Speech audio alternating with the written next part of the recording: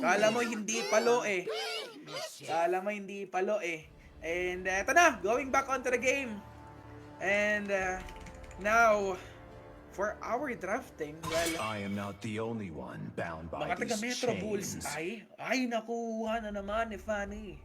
Nakuha na naman ni Danjero ang isang Fanny, pero this time, the players of the Ascend Esports, they've come prepared. Power of Pegasus! Ang hirap mag-Fanny ngayon. May tulak ng mga flash fist mula sa Lucas ni Kahel. May mga knock-up ng Tidal Strike ni John All the Wayne. injustice in the Ano mo na world. rin? Yung mas mahabang knock-up na may kasamang, ikaw bala kung tulak o hila ng kanyang Tsunami Slam kapag nasakal ka ng buntot ni Tralalelo Galilea. Aray ko. And tulak pa rin, bakit daming crowd controls? O sa pa crowd controls daw? Ala, dalabay niya lang ang may, hindi, Nico Natsume din, pero medyo yung mga tumatambay sa harapan, iilan lang, no, sa mga taga Ascend Esports, at saka may mga panakas silang mga dash eh. So, still, tingnan natin, threat pa rin naman yan. Pwedeng maging factor pa rin naman kasi ang Zushi ni Nico Natsumi na hindi basta-basta pumasok, mag-iingat. Or, kapag pumasok with the flash step, ang Lucas ni Kahel, baka hindi na maka-out. Dahil sa unli-knock up ni Nico Natsumi. At titignan natin, at abangan at last pick. Eto, for the first time sa gabing ito, nilabas na ni Skadi ang kanyang Iritel. And I think napanood na rin natin ang Iritel performance ni Skadi before. Guys, iba. Imba din mag-Iritel. Ang Skadi na to, a very dangerous force that needs to be that needs to be looked upon by the players of the Metro Bulls ay at kailangan nilang pag-ingatan. Well, as we're about to go on to the game number 4, mga posibilidad nga pala natin dito ngayon ay no winning conditions, mga keys to victory. Malakas ang crowd controls ng Ascend Esports. May pick-off din naman mula kay De La Peña ang mga taga Metro Bulls ay nag-iisa nga lang. Pero extended team fights, parehong may sustainability. No? Pagalingan na lang ng survivability. Ang team na hindi magpapaburst, sila yung mananalo dito. Ang team na hindi agad na -1. Kasi parehong mga bumabalik yung buhay nila eh. Paano ba? When it comes to cross-map presence, mas mabilis po ang rotations dito ng Metro Bulls ay. Ayan yung pwede nilang magamit as an advantage right now. Pero ngayon, tingnan natin, mapapagana nga ba talaga?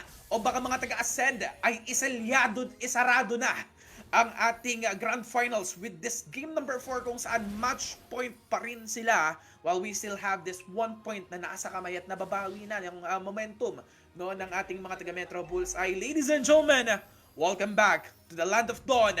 This is the game number 4 para sa Grand Finals ng the first Minerva Tournament. Unang hakbang sa pag-angat. And for the first few minutes mark, akala ko magiging maingat. Pero hindi, bigayin ka agad may ipit ang mga manlalaro onto the side of the Metro Bulls ay. That's gonna be the first blood. May bibigay unang biktima para ay Danjero na. Oh no, Danjero. Lagi na first blood sa Danjero, guys. Pero okay lang. Ipanalo naman ng mga taga Metro Bulls ay yung game number 3 kanina eh. That's the important thing right now. No? And dahil eto, napatunayan na sa atin pareho ng Metro Bulls ay at ng Ascend Esports na kaya nilang manalo laban sa isa't isa.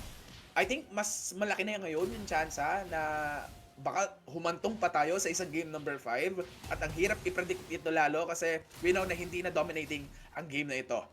Alam na natin na may abilidad din at may kakayanan din ang Metro Bulls ay para kunin ng isang victory to give us the game number 5. But now, after a very aggressive first 1 minute mark of the game, ngayon medyo nagta-transition na naman tayo sa medyo payapang sitwasyon. Mababasag nga lang ang kapayapaan na yan kasi mag-aagawan ng unang pagong.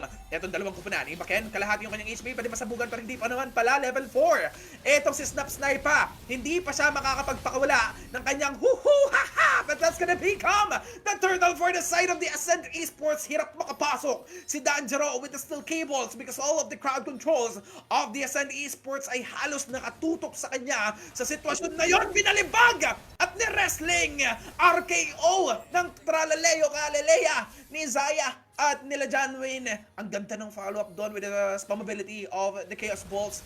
At, ay oo nga, ang sakit, man. Tunaw ni Zaya Everdeen. Ganang-gana guys, alam niyo yung sinasabi nilang usong strategy ngayon, usong meta ngayon na rotation sa MPL. Ang tinatawag nilang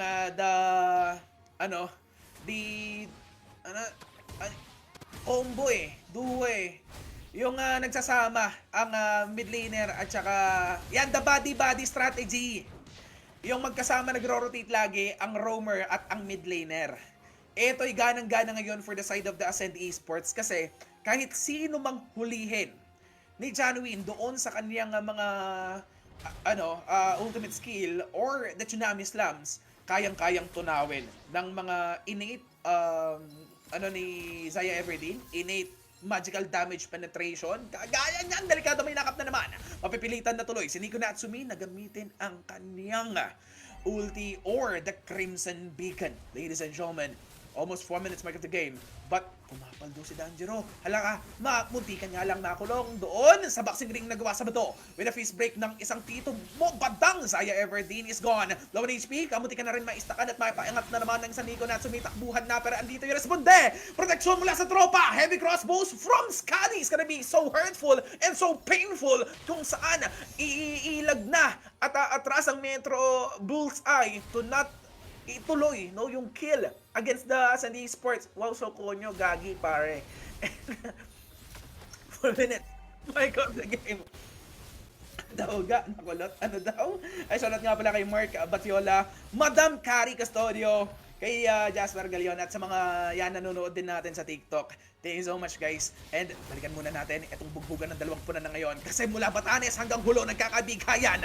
Ngayon ng mga rambulan na iwan mag-isa, mawawala na ng proteksyon with the Firago Armor. Yung expert buti na lang may flicker passes top sniper to not become a casualty at hindi lalong dumami yung mga advantages na nasa-secure dito ng mga taga-team of the Ascend Esports. But with their aggression on to the purple buff, makukuha at paglalaban pa naman din ni Kuya Danjero. Pero eto, nasa harapan na papangatao kahit isang last one hit na lang. Ruby play mula sa Lunox ni Zaya Everdeen. Napakasakit, napahimlay at humiga. Ay!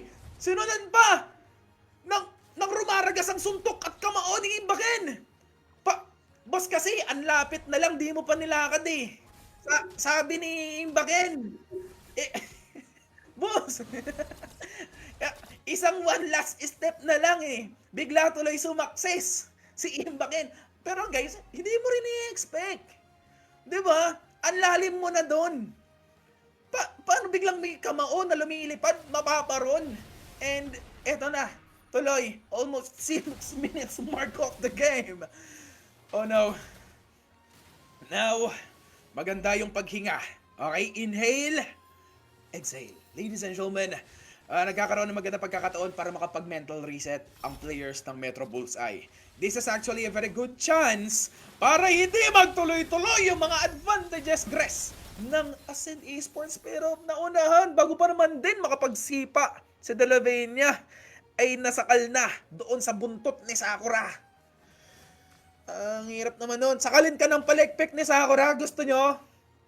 Boss, mag-ingat kayo sa Chandra. Sabi, no? At may kasama pa naman si Naruto. Magsiselos na niyan si Sasuke. Buti wala nang suit this time. Pero, grabe, isay, tatuweba. Paghalataan tayo, no? But, Naruto, ako yung bida ng Konoha ngayon. Nga ba talaga? Or baka papuntahin muna sa training arc ng Metro Bullseye. Pwede, no? Balik ka, boss. Hindi pa ito final episode. Makipag-ping ka muna kay Master Jiraiya. If ever, dahil hintay sa game number 5 kasi napakaganda ng pagsipa doon. Buti lang dahil may sustainability doon sa extra defenses at may mga spell bomb sa paggamit. Doon nilabas si Kurama na may mga flash fist pa. Pero ito, ang talim at ang sakit. Double kill for Danjero, keeping the hopes alive for the players of the Metro Bullseye. Danjero with those 2 kills.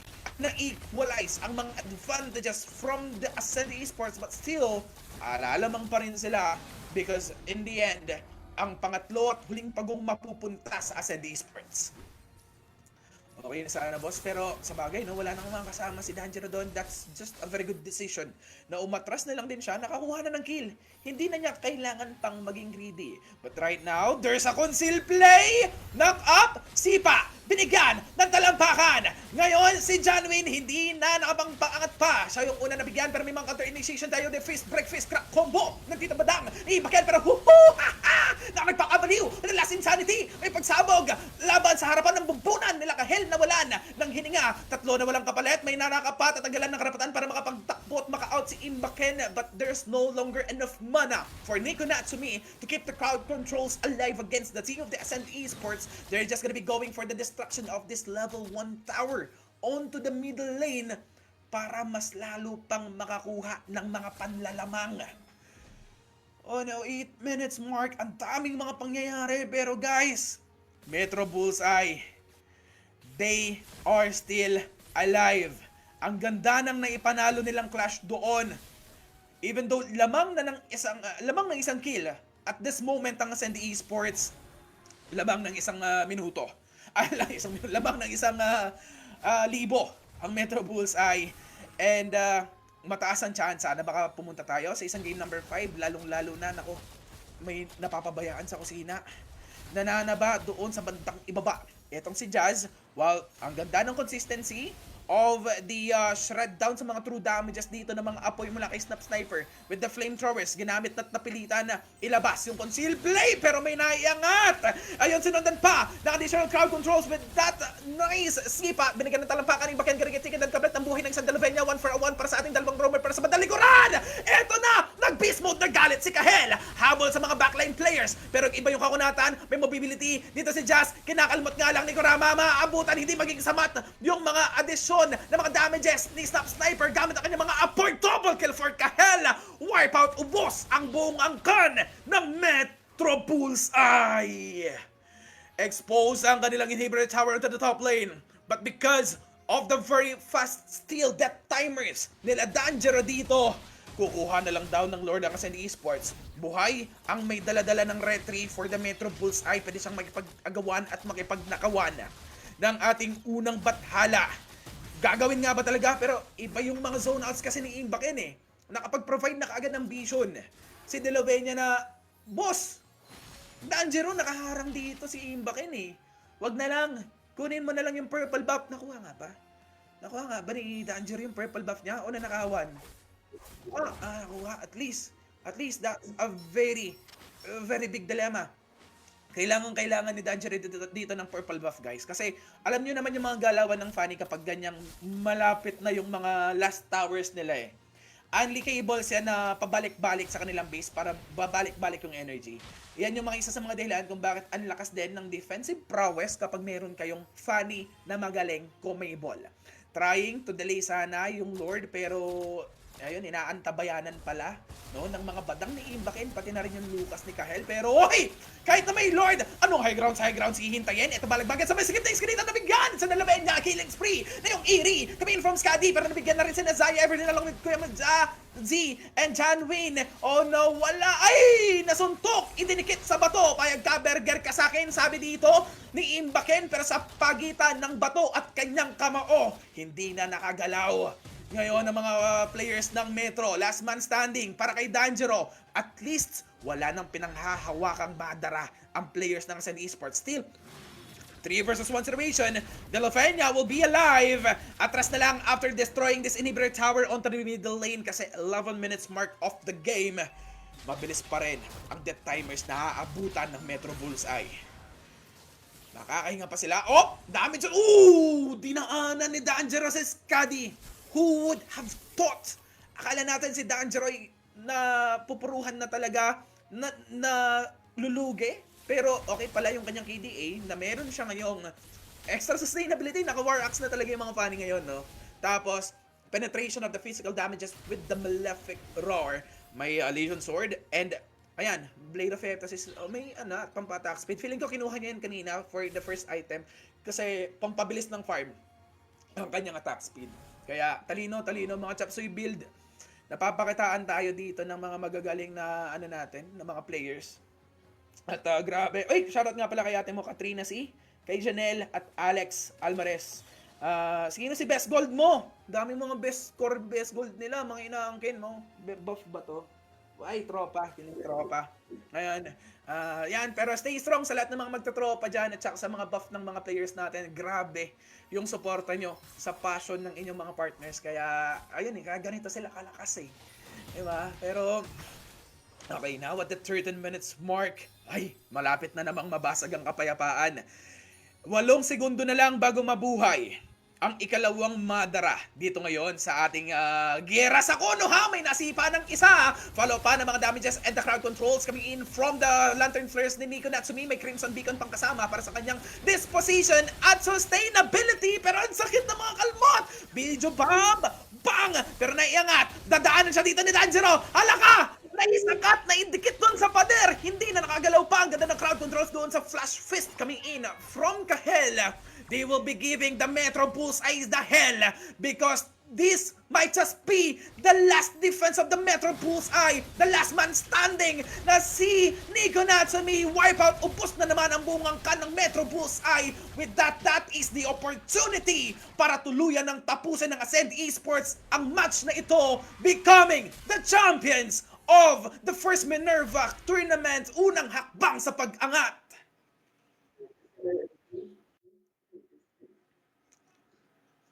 Ladies and gentlemen, we have our champions sa kauna-unahang Minerva Clash tournament, unang hakbang sa pag-angat. Let us congratulate the team of the Ascend Esports. Ang team na akala natin mara-round 1 exit na sa playoffs. Ang team na day number 1 pa lang, round 1 pa lang ng playoffs matches, tinalo na kaagad at pinababa. Na nakikipaglaban na, kumbaga ang team na first round pa lang, nakabaon na sa lupang isa nilang paa. Pero pwede pa palang gumawa ng ganitong klaseng istorya. Hindi pa pala sila magsulat ng ganitong klaseng kwento.